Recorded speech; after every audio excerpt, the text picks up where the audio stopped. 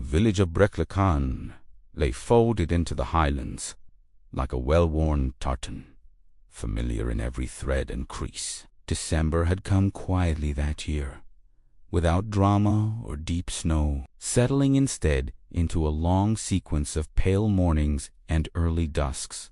Smoke rose from chimneys at predictable hours. Doors opened and closed as they always had. The sea loch beyond the hills breathed in and out, patient as an old neighbor. Mornings began with habits rather than clocks. Mrs. McCrae lifted the blinds of her bakery just after 7, not because the light demanded it, but because she liked to see the street wake. The postman arrived with a sigh of breaks and a brief exchange of gossip. Someone always mentioned the weather, even when there was nothing new to say about it, especially then. It was the week before Christmas, though Breclacan did not rush to acknowledge such things. A few modest wreaths hung on doors.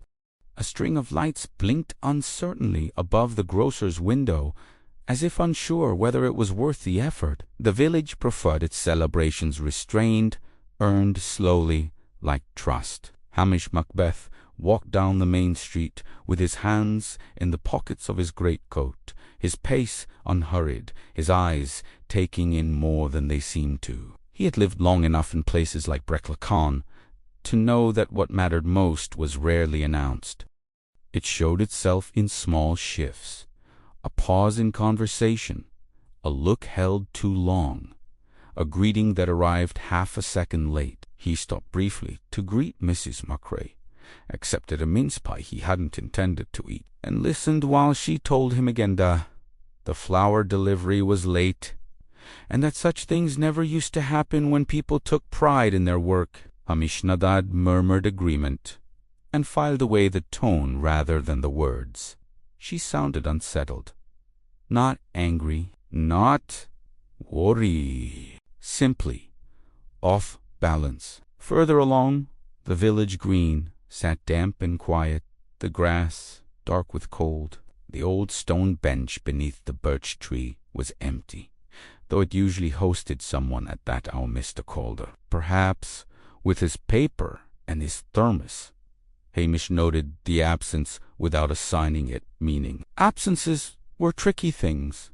Sometimes they mattered. Often they did not. The post office door was open, bell jangling faintly as Fiona Grant sorted envelopes behind the counter.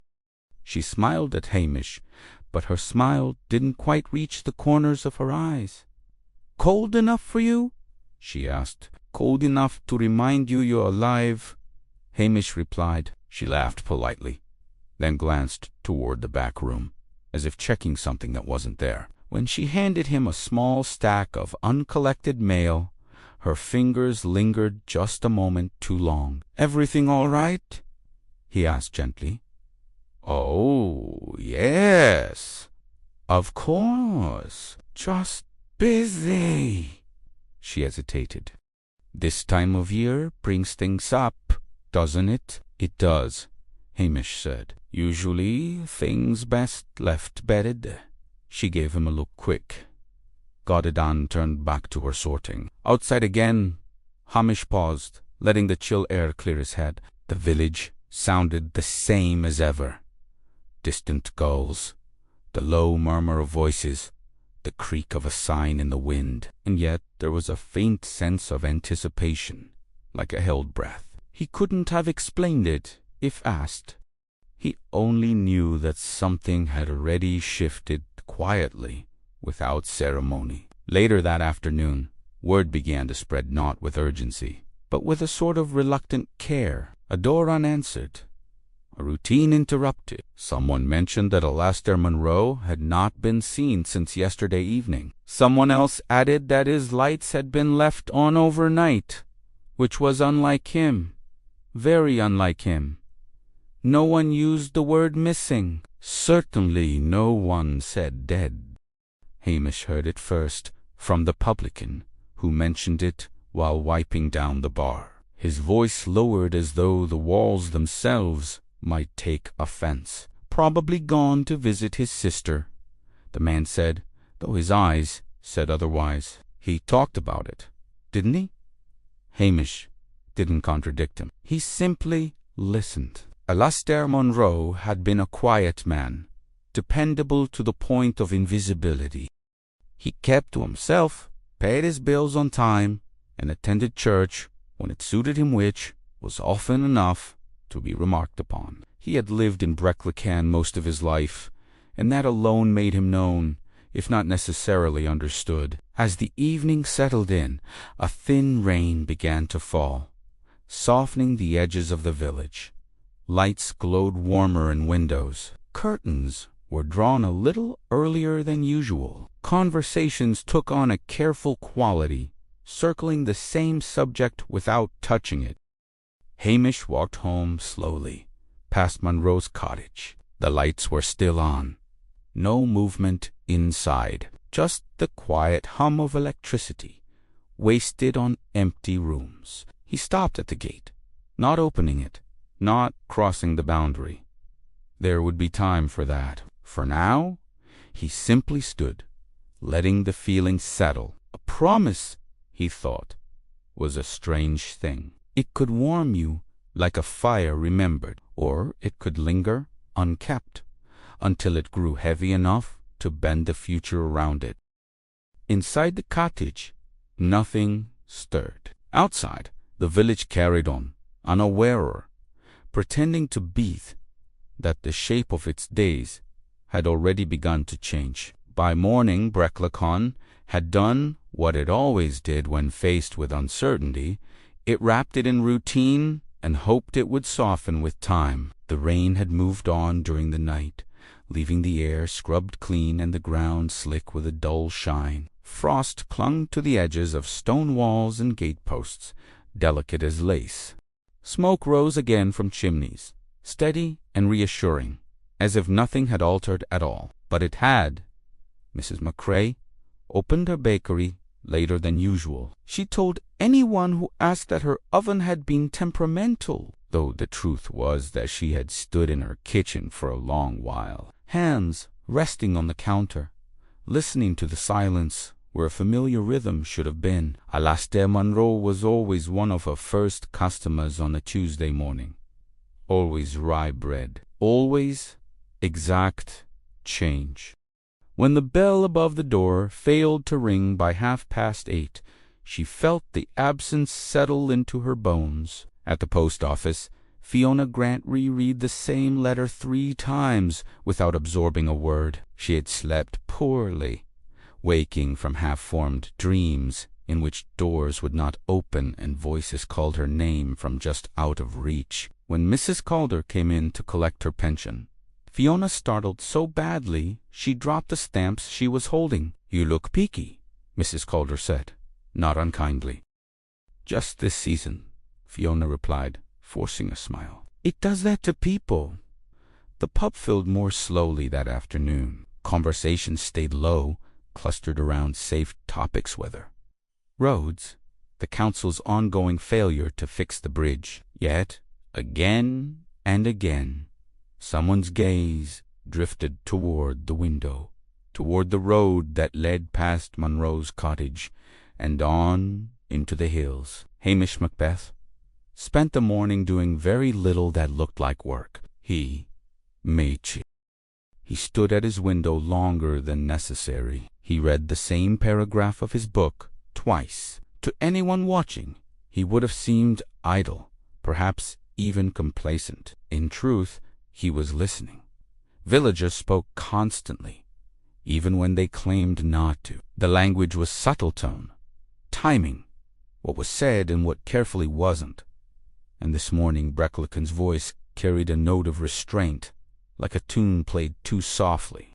By midday, it was no longer possible to pretend that Alastair Munro's absence was merely inconvenient. Mrs. McCrae sent her nephew to knock on his door. The boy returned 10 minutes later, pale and uncertain. "No answer," he said, "but the lights are on, and the fire is cold." That was enough. Hamish accompanied the publican and Mrs. McCrae back to the cottage, their steps hesitant as though they were approaching a place already changed by their attention. The door was unlocked. Inside, the air was stale, tinged with the faint scent of extinguished coal, and something else, something harder to name. Alastair Monroe was there, seated in his armchair, head tilted slightly to one side, as though he had dozed off. There was nothing dramatic about it. No disturbance, no sign of struggle. Just a stillness that felt final in a way no sleep ever did. Mrs. McCrae pressed a hand to her mouth. The publican looked away at once, his jaw tightening. Hamish checked what needed checking, gently, respectfully. Then he straightened and met their eyes. "I'll take care of things," he said quietly. Word spread quickly after that, though still with care. The village did not descend into panic or spectacle. Instead, it grew subdued, as if a heavy blanket had been laid across its shoulders. Doors closed softly, voices dropped further. Even the gulls seemed to cry less sharply. No one spoke of murder. Not yet. Alastair Monroe had been older than he liked to admit. People told themselves there were explanations that did not require uglier words. A heart giving out, a quiet passing in the night. And yet, Hamish walked the village in the afternoon, not asking questions so much as allowing answers to find him. People stopped him, one by one, offering small observations disguised as politeness. He seemed tired lately. He'd been distracted. He mentioned something about Christmas. "A promise, I think." That last came from Fiona Grant, who flushed as soon as she said it. "I'm not sure," she added quickly. "It was weeks ago. He said he had something to do before Christmas, something important." Hamish nodded, encouraging but non-committal. "Did he say what it was?" She shook her head. Just that it was time, that he'd put it off long enough. As evening fell, lights came on across the village, warmer than the night outside. People gathered in twos and threes, drawn together by an unspoken need for reassurance. Stories were shared, small ones, fond ones about Alastair Monroe's habits, his quiet kindnesses, his tendency to stand a little apart. Hamish listened to them all, and beneath the fondness, beneath the sadness, he sensed something else, a thread of unease, woven deep, as if Alastair's death, had disturbed something long settled, something that had been waiting for the right moment to surface. That night, as Hamish stood once more outside Monroe's cottage, the frost already returning to the ground, he thought again of promises, not the ones made lightly in passing conversation, but the heavier sort, the kind that shaped lives by their keeping or by their neglect. Breclacan slept uneasily, wrapped in quiet, and somewhere beneath that quiet, the past was stirring, patient as the hills themselves. The days that followed settled into an altered rhythm, familiar on the surface, yet subtly strained beneath. Breclacan did not stop moving. It merely adjusted its pace, like a person favoring an old injury. People still went to work, still exchanged greetings, still complained about the cold, but every interaction carried a carefulness now, a sense that words needed weighing before they were released. The official explanations arrived quietly and were accepted just as quietly. Natural causes, most likely. No signs of distress. No evidence of anything untoward. It was the sort of conclusion the village could live with, at least in daylight. Yet at night, when windows glowed against the dark and thoughts wandered, certainty became harder to maintain. Hamish Macbeth let the conclusion stand for the moment. He had learned long ago that pressing too hard too soon only taught people how to close ranks. Breclacan was not hiding anything out of malice. It was protecting itself as small places always did, by holding tight to the stories that allowed life to continue. He spent his mornings walking the village, not with a notebook or a list of questions, but with Chimi. He paused where others paused. He lingered where conversation might wander. He allowed silence to do its work. At the bakery, Mrs. McRae spoke of Alastair Monroe with a mixture of affection and irritation, as though annoyed with him for causing this disturbance simply by dying. "He never liked fuss," she said, kneading dough with more force than necessary. "Wouldn't thank us for all this whispering?" "No," Hamish agreed. "But people whisper when they're unsure." She snorted softly. "People whisper when they're guilty of something." She said it lightly, but her hands slowed as she realized what she had implied. Hamish did not comment. He simply let the thought settle between them. At the post office, Fiona Grant avoided his eyes at first, then finally met them with a look of quiet resolve. "I've been thinking about what I said," she told him, "about the promise." "And?" Hamish asked. "And I don't think it was new," she said. "I think it was old. Older than Christmas." He said it like someone who's been reminded of something they'd hoped would stay forgotten. That was closer to what Hamish had been sensing. Promises did not gather weight overnight. They accumulated it slowly through neglect and regret. Alasdaif, Munru S. Cottage remained dark. Now the lights finally extinguished. Yet people still glanced toward it as they passed, their expressions thoughtful. It had become a landmark of sorts, not of death, but of interruption. A life paused mid. Hamish visited the churchyard in the early afternoon, when the air was still and the ground hard with frost. Alastair's grave was newly turned, the soil darker than the earth around it. Someone had left a small wreath there, simple and undecorated, no name. He stood for a long while, hands clasped behind his back, letting the quiet press in. It was there, among the stones and memories, that he began to sense the shape of the thing beneath the surface. Breclacan was a village built on long acquaintance. People knew one another's habits, their histories, their disappointments, or thought they did. But familiarity bred assumptions, and assumptions were excellent places for secrets to hide. That evening Hamish accepted an invitation he had not expected. Mrs. Calder, usually brisk and unsentimental, asked him in for tea. Her sitting room was neat to the point of severity, every object placed with intention. "I didn't like him," she said abruptly, pouring the tea. "Alastair, ami." Hamish waited. "He wasn't unkind," she continued, "just distant, always watching. Like he knew things and wouldn't share them." "What sort of things?" Hamish asked gently. She hesitated. "Old things, from before." Before was a word that did a great deal of work in villages like Breck. It referred to a time both specific and vague, a shared past that could be summoned without explanation. "He was different after that winter," she added. "The one when the road washed out." Hamish remembered it well. Every one did.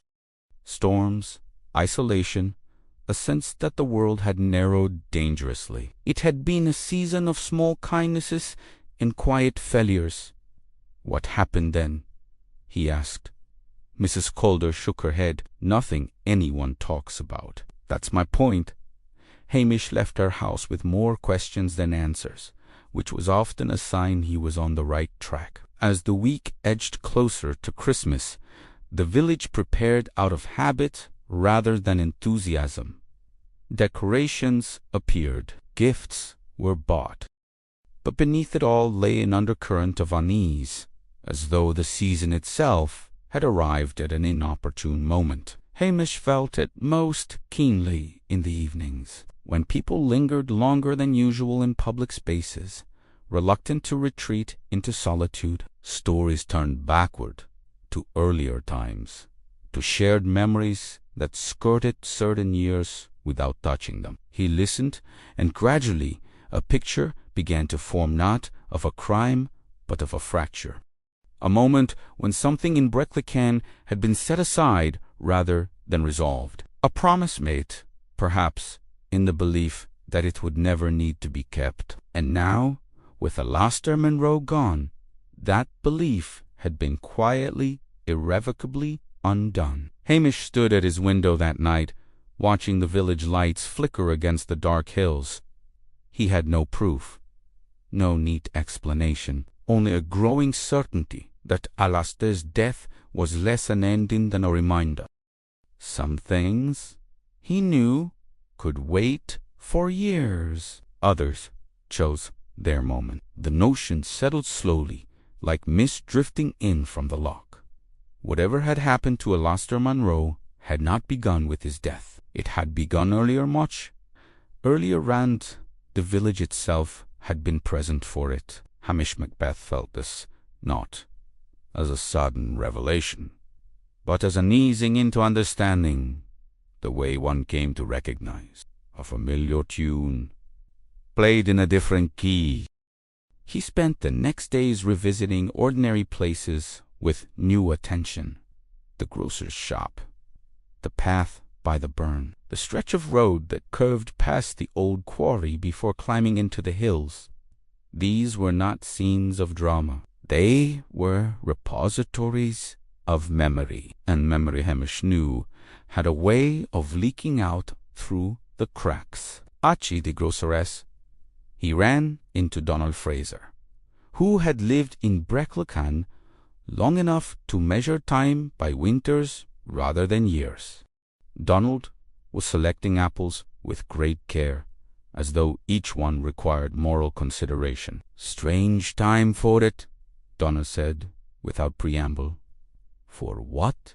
Hamish asked. "All this," Donald replied, gesturing vaguely.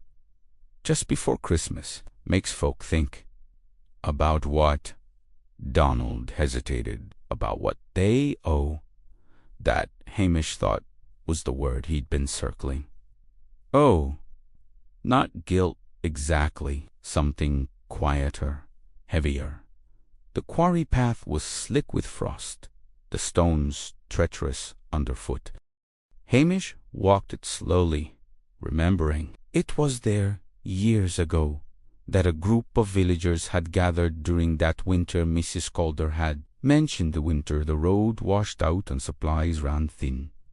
People had helped one another then. They always said so, but help, like promises, could be unevenly given and unevenly received. As he walked, Hamish recalled Alastair Munro in those days, younger, less invisible, a man who had stood slightly apart, even then, listening more than speaking, carrying something unexpressed. At the far end of the path, he encountered Morag Sutherland, bundled in layers, her dog tugging at the lead. "You're thinking about him," she said, as though reading his mind.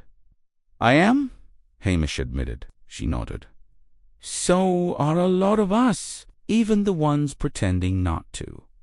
They stood in companionable silence for a moment, the dog's breath steaming in the cold.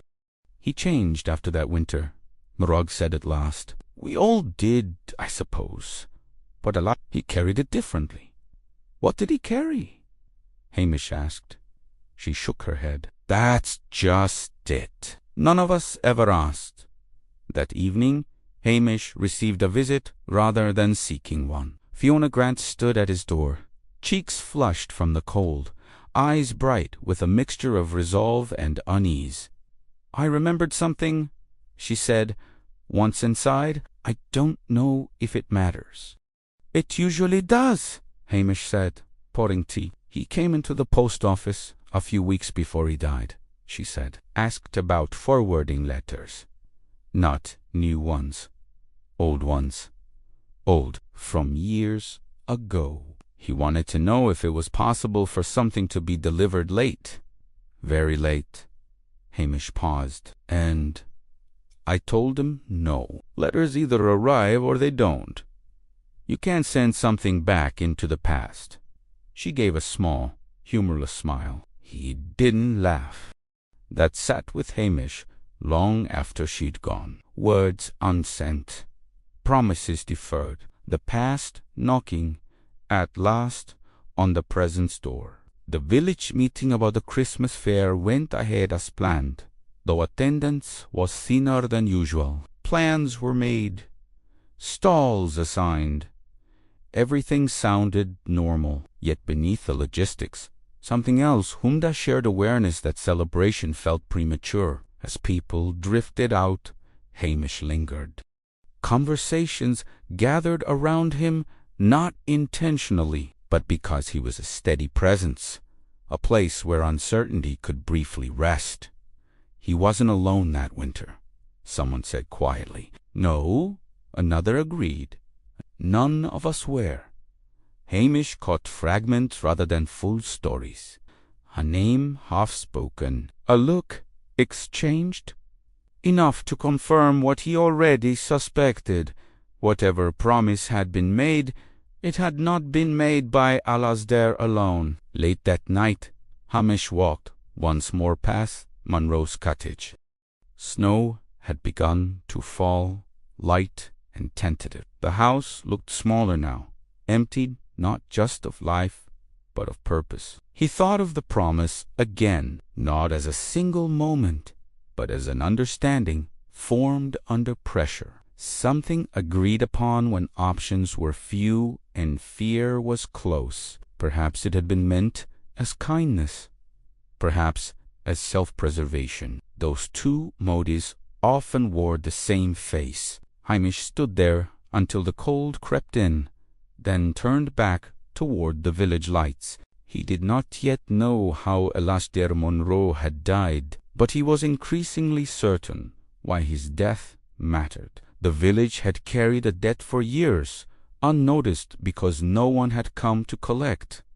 Now, at last, someone had. As Christmas edged closer, Breclacan began to feel like a house tidied too quickly before visitors arrived. On the surface, everything was in its place. Garlands appeared along the shop fronts.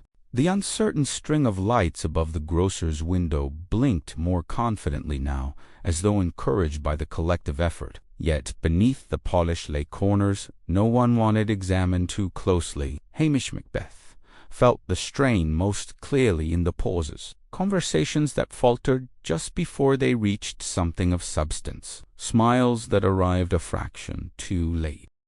The village was not conspiring in any deliberate way. It was simply remembering selectively, which was often more dangerous. He spent an afternoon at the pub, not drinking much, mostly listening.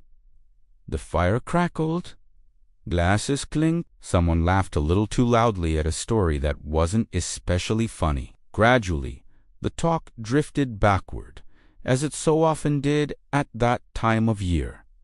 That winter, someone said, without naming it. I, another replied. Hard ruan. Hamish leaned back, letting them forget he was listening. Supplies had been scarce, then, roads impassable, a sense of isolation pressing in from all sides. People had relied on one another, sometimes willingly, sometimes not. Decisions had been made quickly, under pressure, with the shared understanding that they were temporary. Temporary, Hamish thought, was a word that liked to outstay its welcome. Later, he walked with Morag Sutherland along the edge of the village, where the land dipped toward the loch. The sky was pale, stretched thin with cold. We told ourselves it was for the best, she said suddenly. What was? Hamish asked. She exhaled slowly, leaving things as they were, not digging into it. Alasdair agreed at the time, or said he did. Did he? Hamish asked gently. She considered that. I don't know. He didn't argue, but that wasn't the same as agreeing. They walked on in silence for a while. the crunch of frost underfoot steady and reassuring. "People forget," Morag said at last, "that silence can be a kind of answer." That evening, Hamish sat alone in his kitchen, the kettle long since boiled dry, thinking of Fiona Grant's words about letters sent too late. He imagined Alastair Munro, years after the fact, feeling the weight of something unfinished, wondering whether time itself might be persuaded to bend. The next morning brought an unexpected clarity. Mrs. McCrae arrived at the station with a basket of bread she had no intention of selling. "I remembered something," she said, placing it on the table between them like an offering. "From that winter," Hamish waited. "We ran out of flour," she said, "completely. And yet Alastair kept bringing me bread. Not much, just enough. Said he'd found it in his pantry." "And you believed him?" She hesitated. "I wanted to." "Where did it really come from?" She swallowed. "From the old storehouse, the one by the quarry, the one we all agreed not to open unless it was an emergency." He knew the place. Everyone did. It had been sealed years earlier, its contents left untouched out of a mixture of caution and respect. "We promised we'd replace it," Mrs. McCrae said quietly, "once the road reopened, once things were normal again." "And did you?" She shook her head, shame flickering across her face. "No." Life moved on. And alas, he never let it. That afternoon, Hamish visited the storehouse. Its door was weathered, the locks stiff with age. Inside, dust lay thick, disturbed only in one small section, an absence rather than a presence. Nothing dramatic, just the quiet evidence of something taken and never returned. As Hamish stood there, the shape of it finally became clear. The promise had not been a single vow, spoken aloud and forgotten. It had been a shared understanding, formed under duress, that some things could be borrowed from the future without consequence. Alastair Munro had believed otherwise. He returned to the village as dusk fell, lights beginning to glow against the cold. Somewhere a carol played softly, tinny through a radio. The sound felt almost intrusive. Hamish passed Fiona Grant, who was locking up the post office. She looked at him, searching. "It wasn't just him, was it?" she asked. "No," Hamish said, "but he was the one who remembered." She nodded, eyes shining. "That can be a lonely thing." As night settled over the village gathered itself, preparing for Christmas with renewed determination. Gifts were wrapped, tables set, traditions observed. Yet beneath it all lay a quiet reckoning. Hamish stood once more at his window, looking out over the familiar shapes of the village. He knew now that Alastair's death was not about malice or violence. It was about time and the cost of ignoring it. The promise had been made together, and it had been broken together, too. Once the shape of the promise had emerged, everything else rearranged itself around it. Not sharply, not with any sense of revelation, but gradually, like furniture shifted a few inches at a time until the room felt different, without anyone quite knowing why. Hamish Macbeth felt it in the way people now spoke to him, not more openly, exactly, but with less resistance. The village had begun, in its own careful fashion, to accept that the past was no longer content to remain past. The storehouse by the quarry became a quiet point of reference. No one mentioned it directly, yet it hovered at the edges of conversation, an unspoken acknowledgment that something once taken had never been replaced. During that winter, it had seemed a kindness to open it, a necessity. Now, years later, necessity had thinned into justification, and justification into silence. Hamish returned there alone one afternoon, not to look again at the shelves, but to stand in the space and imagine the moment of decision. Cold, pressing in, supplies dwindling, someone suggesting the storehouse. Hesitantly at first, others agreeing, relieved that someone had said it aloud, and Alastair Munro, listening, as he always did. He could picture it as Alasdair offering to fetch the supplies, sparing others the discomfort of crossing that line themselves, taking on the role of intermediary, of keeper. Some people were very good at carrying burdens that were never meant to be permanent. In the village, Christmas preparations continued with renewed intensity, as though activity itself might provide absolution. The fair went ahead, modest but sincere. Children laughed. Old songs were sung. For a few hours, Breclacan allowed itself the comfort of normalcy. Hamish watched it all with gentle detachment. He noticed who avoided the storehouse path in their conversations, who lingered by the collection tin a little longer than necessary, who spoke of Alasdair with a softness that bordered on apology. It was during the fair that Marag Sutherland approached him again, her expression thoughtful. "He came to see me," she said quietly, as they stood near the tea stall, "a few days before he died." "What did he want?" Hamish asked. "To know if I remembered," she said. "That winter, the storehouse. The promise. And did you?" She nodded. "I told him yes, that we all did, that it had just slipped." Hamish studied her face. "And what did he say to that?" He said, slipping was still falling. Morag replied, just slower. That evening, Hamish received another piece of the puzzle, offered without realizing its weight. The publican mentioned, offhandedly, that Alasdair had stopped drinking altogether in the weeks before his death. Said he needed a clear head. The man shrugged. Something about finishing a thing properly. Finishing. The word lingered. Hamish spent the next day reviewing what little there was by way of records. Nothing official, nothing incriminating, just a faint paper trail of a man who had begun, late in life, to put his affairs in order. Donations made anonymously, small debts repaid, apologies offered without explanation, and one appointment penciled faintly into an old diary. Storehouse before Christmas. That night, as snow fell more steadily, Hamish stood again outside Munro's cottage. He imagined Alasdair there in his final days, weighed down not by fear, but by resolve, determined to correct something that had lingered too long. The cause of death, once examined more closely, was still unremarkable on the surface.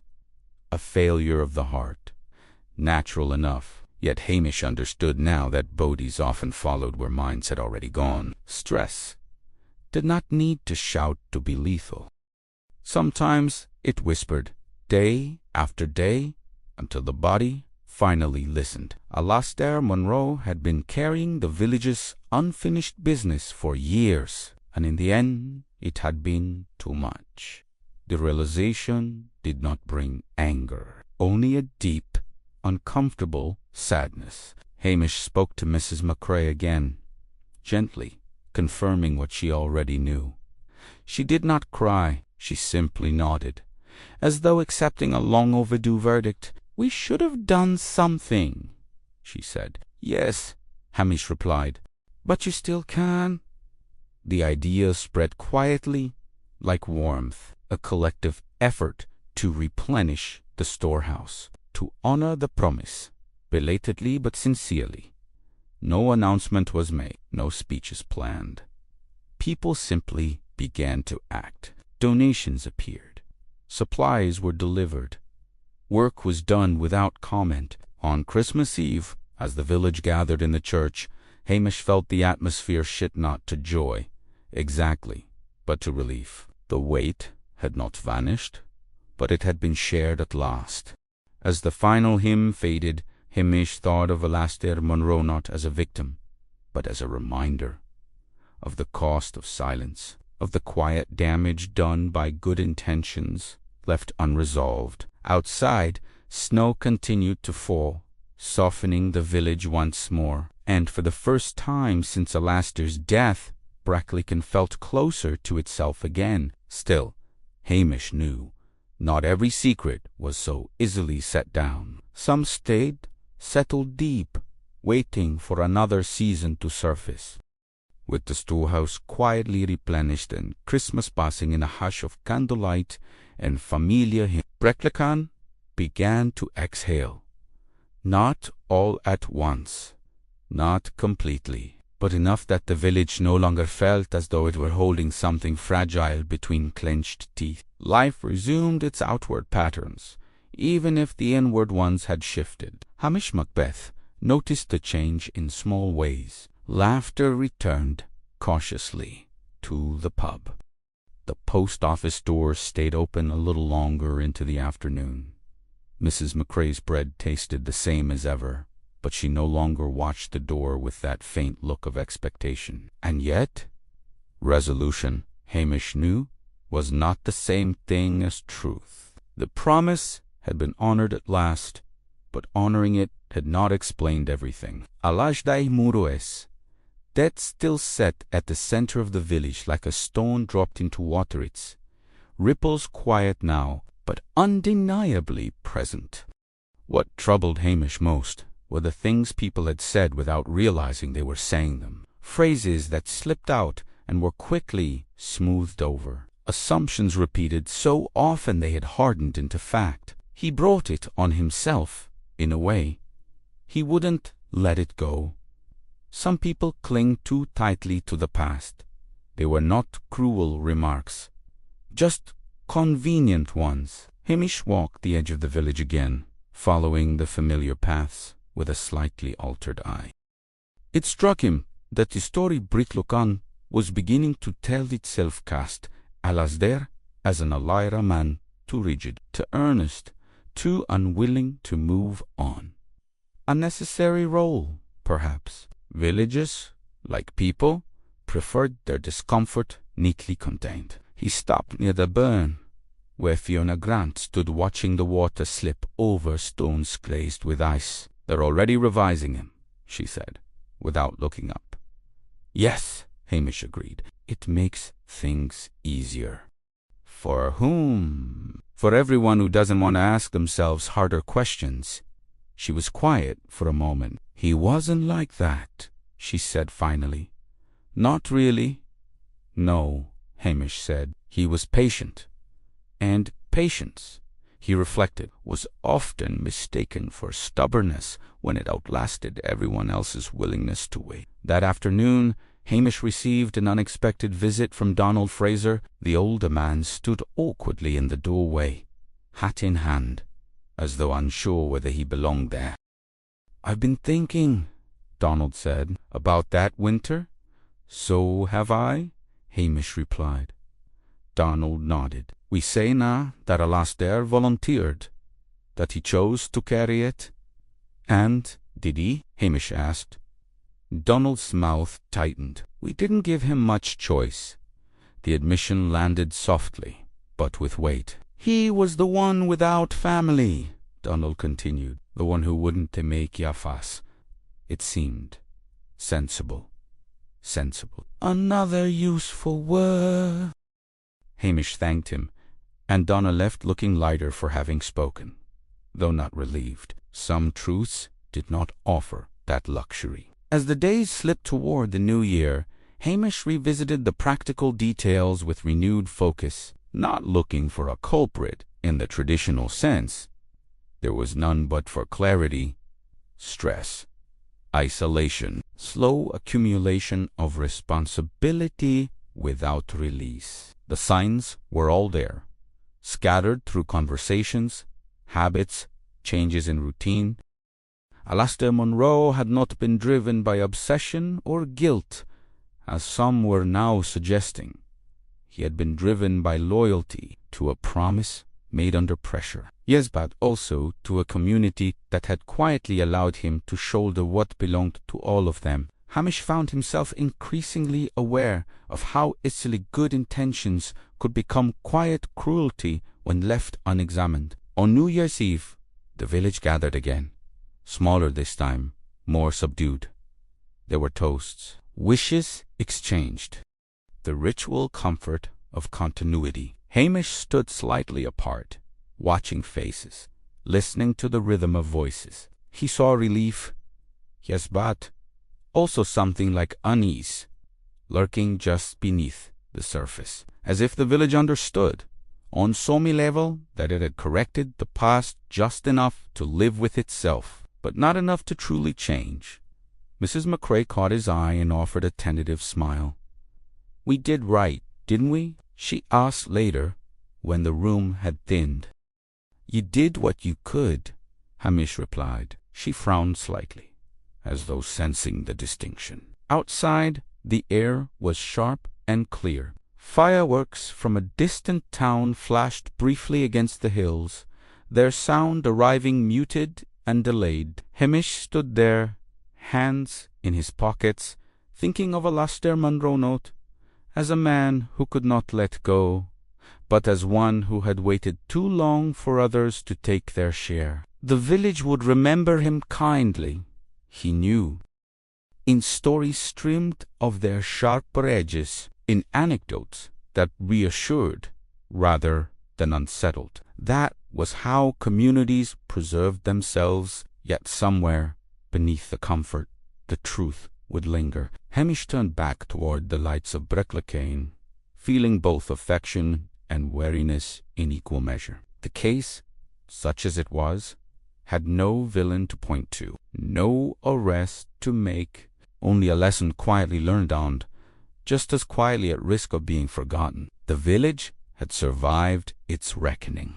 Whether it had truly listened was another matter entirely. Winter tightened its hold after the new year, not dramatically, but with the steady insistence of something that had settled in for the long term. The hills wore a thin, persistent coat of snow, and the days shortened again, as though reluctant to move forward too quickly. Breclacane adjusted, as it always did, drawing inward, conserving warmth, conserving words.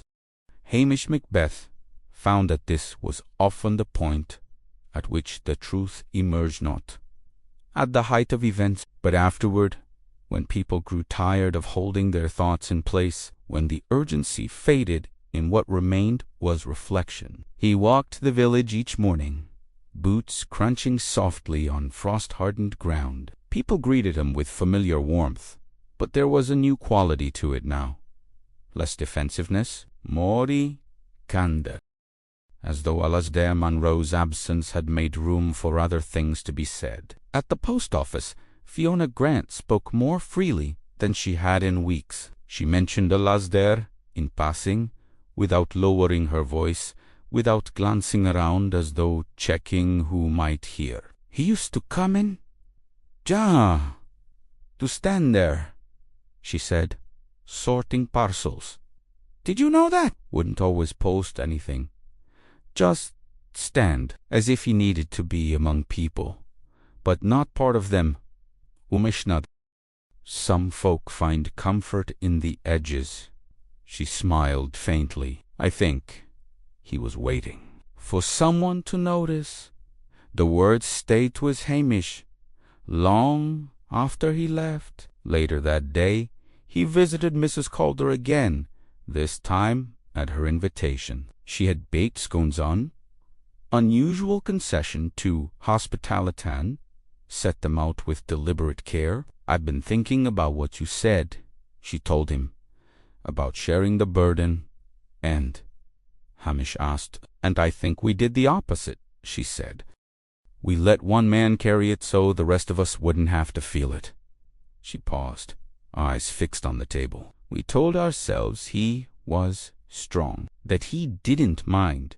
Strength, Hamish thought, was often assigned by those who benefited from it. As they talked, small details surfaced. "Alastair declining invitations. Alasdair staying behind after meetings. Alasdair offering, always offering, to take on tasks no one else wanted. None of it suspicious on its own. Together, they formed a pattern of quiet isolation, mistaken for contentment. Hamish walked away from the house with the firm sense that the village was beginning, finally, to see Alasdair clearly, not as an inconvenience, nor as a symbol, but as a man shaped by the expectations placed upon him. The storehouse, now replenished, had become a curious focal point. People visited it under various pretenses, checking supplies, adjusting shelves, taking inventory that did not truly require attention. It was as though standing inside the space allowed them to acknowledge something without speaking it aloud. Hamish went there one evening just before dusk. Inside, the air smelled of wood and grain and something faintly medicinal. Practical smells, honest ones. He ran a hand along the shelves, feeling the solid reassurance of fullness where there had once been absence. Alasdair would have approved, he thought, not of the gesture itself, it was long overdue, but of the fact that it was being done quietly, without ceremony. As he turned to leave, he noticed something he had missed before, a small mark on the doorframe, nearly hidden beneath layers of wear. A tally, perhaps.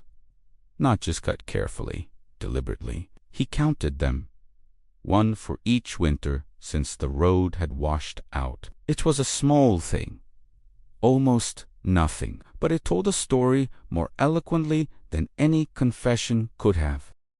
Alasdair had been keeping track of time, of waiting. Hamish closed the door gently, the weight of that knowledge settling into him. Back in the village, life continued in its restrained way. Children returned to school. Deliveries resumed their regular schedules. Conversations turned forward again, cautiously optimistic. Yet now and then, Hamish heard something new in people's voices. A pause before a decision, a question asked where once there would have been an assumption.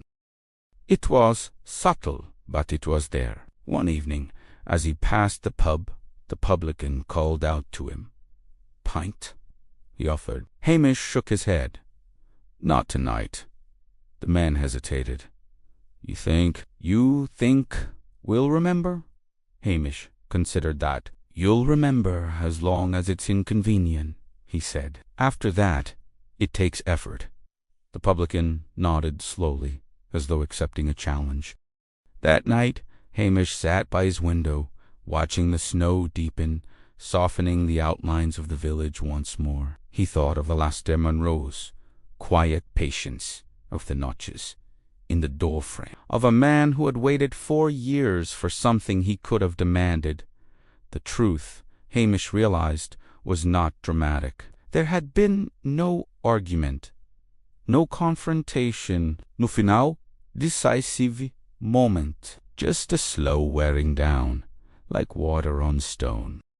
In the end, Alasdair had not been undone by a single act, but by the accumulation of unspoken expectations, the kind that felt too small to mention, until they were not. Breclocan had begun to understand that now. Whether it would remember was another question entirely. Outside, the village lay hushed beneath the snow, peaceful and deceptively whole-still capable, Hamish knew, of keeping secrets.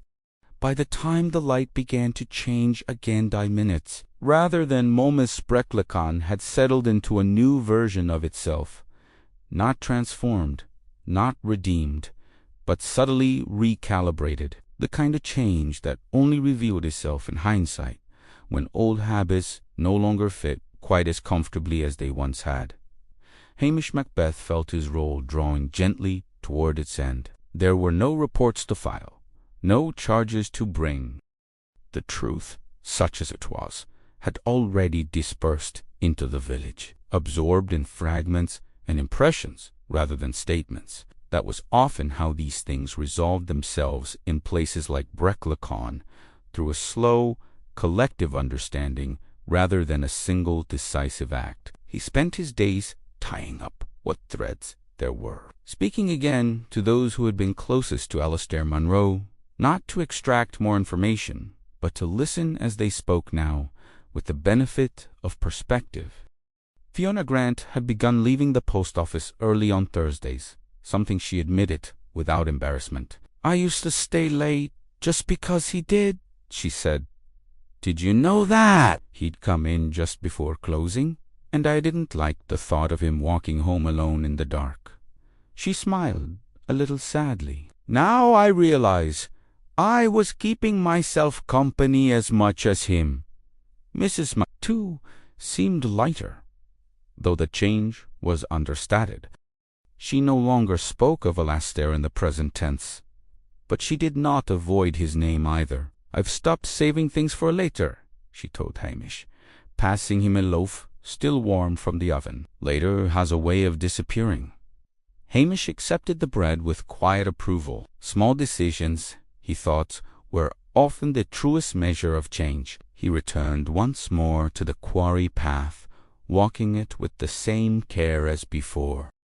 The storehouse stood solid and unremarkable against the hillside, its purpose restored. He wondered how long it would remain so, not physically, but symbolically. Would it continue to remind the village of what had been borrowed, or would it fade back into usefulness, its history smoothed away by time? He suspected the latter. Memory was a fragile thing, especially when it asked for effort. That afternoon, Hamish received a letter. It had been forwarded from a neighboring town, the postmark smudged but legible. Inside was a single sheet of paper, folded carefully, the handwriting precise and restrained. It was from Alastair Munro.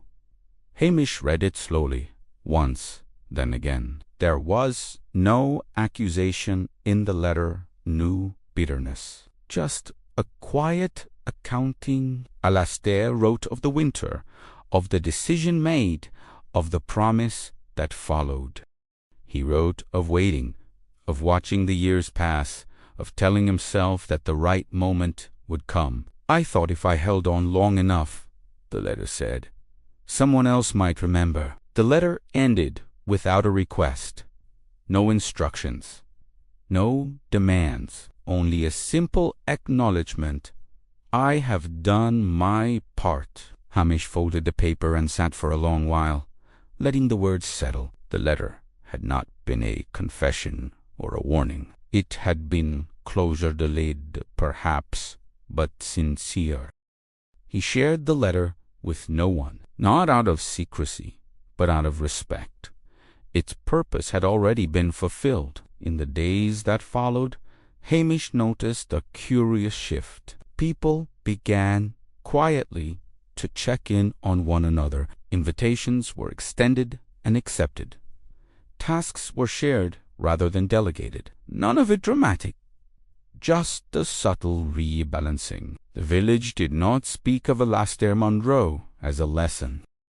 It spoke of him as a presence still felt, a measure against which things were now weighed. Hamish walked the streets one last time before the weather turned again, noting the familiar details.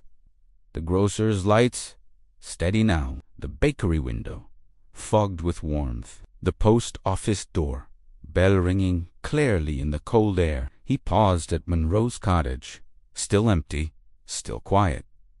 It would be occupied again some day. Another life would settle into its rooms. The walls would absorb new conversations, new silences. But something of Alastair would remain not in the structure, but in the village's awareness of itself. Hamish turned away, hands in his pockets, feeling the familiar mixture of fondness and restraint that always accompanied his work. Breclacon had not become a better place. Exactly, it had become a more attentive one. That, he thought, was sometimes enough. The hills stood unchanged beyond the village, indifferent and enduring. They had seen such stories before and would see them again. And somewhere in that quiet continuity, Hamish sensed that Breclacon for all its calm and comfort, would always carry the capacity for both kindness and neglect, often in equal measure. The case was over. The village, as ever, remained. Spring did not arrive in Breckley all at once. It never did.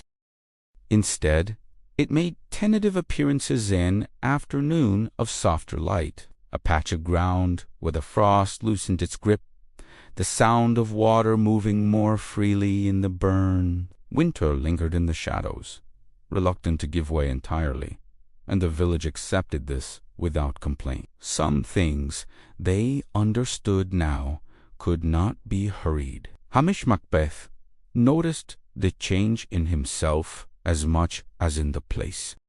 The quiet urgency that had shaped his days since Alasdair Munro's death had eased, replaced by a familiar attentiveness, not vigilance, exactly, something gentler, a readiness to observe without expectation. Life resumed its patterns, not identical to before, but recognizably continuous. Mrs. McCrae began experimenting again in her bakery, small variations she'd once dismissed as unnecessary risk.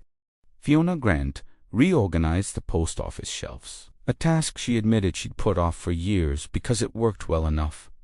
Even the pub acquired a new bench near the window, placed there, the publican said, so people wouldn't always have to sit alone if they didn't want to. No one spoke of these things as consequences. They were simply adjustments, responses to an absence that had left space behind it. Hamish passed the storehouse one afternoon and found the door open. Inside, two villagers were checking supplies together, chatting quietly. They greeted him without self-consciousness, as though this shared responsibility had always been the plan. He walked on, satisfied. Munro's cottage remained unoccupied, though there were rumors, soft ones, not yet shaped into fact, that someone from the coast might be interested. A young couple, perhaps, or an older man looking for quiet. The house waited, patient as the village itself. Hamish paused at the gate, as he had so many times before, and let his thoughts drift. Alasdair Munro had not wanted recognition, that much was clear. He had wanted balance, an acknowledgment that what had been taken, however necessary at the time, carried weight. The village had answered belatedly but sincerely. Whether it would answer again, if asked, was a question without a final answer. Hamish knew better than to expect permanence from human nature. What mattered was not that Breckley had learned a lesson, but that it had felt one. As the days lengthened, conversations shifted forward. Plans were made. The future reclaimed its place as a topic of interest. Yet now and then someone would mention that winter, or the storehouse, or Alasdair himself, not with discomfort, but with a quiet respect. He waited a long time. Someone said once, not accusingly, just thoughtfully. Yes, another replied. He did. That was enough. On an evening touched with the promise of warmth, Hamish sat outside his house, watching the sky deepen from pale blue to dusk. The hills held their familiar silhouettes, unchanged and untroubled. Somewhere a dog barked. A door closed. Ordinate sounds, grounding and complete. He thought again of the letter, of the simple line at its end. I have done my part. It was not a statement of sacrifice. It was a conclusion. Hamish suspected that Alasdair Munro had known long before the end that he would not see the promise fulfilled in his lifetime. What he had waited for was not an outcome, but an acknowledgment, a sign that the village might one day take up what it had set aside. In that sense, he had not waited in vain. Breckley would go on being what it was: kind, insular, generous, forgetful, capable of warmth, and capable of silence. A place where secrets did not always hide because they were malicious, but because they were inconvenient. Hamish rose and went inside as the air cooled, the evening settling into its familiar calm. Tomorrow would bring its own small concerns, weather, deliveries, minor disputes that required more listening than authority. There would be other stories, other reckonings, shaped not by violence or drama, but by the quiet friction of people living closely together. The village lights came on one by one, steady and reassuring. Somewhere behind those windows, lives continued imperfect, ongoing, unresolved in the way all real things were. Hamish watched them for a moment longer, then drew the curtain. Breclacan, he knew, would always keep a few of its secrets, and perhaps that, too, was part of how it endured.